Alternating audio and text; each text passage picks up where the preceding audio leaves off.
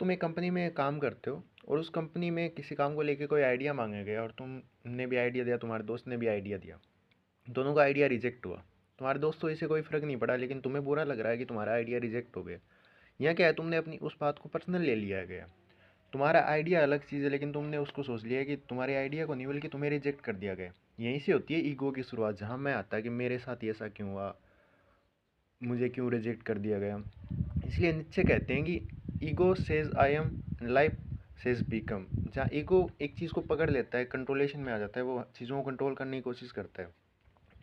Ego जब past में जो कुछ हुआ है, तुम्हारी इंसल्ट हुई है, तुम्हारे साथ कोई भी चीज़ें हुई, उसको लेके वो इनसिक्योर है और उस वजह से उसको लगता है कि वो कंट्रोल करेगा हर चीज़ को, उसके हिसाब से ही चलनी चाहिए, या वो फिर फ्यूचर के प्लानिंग में रहेगा कि मैं ऐसा करूँगा ऐसा करूँगा, इसलिए लगा रहता है। बल्कि लाइफ का मतलब है कि वो चीज़ें बदलती रहती है। इसलिए तो जिदु कृष्णमूर्ति जी ने कहा है कि ego is the centre of conflict.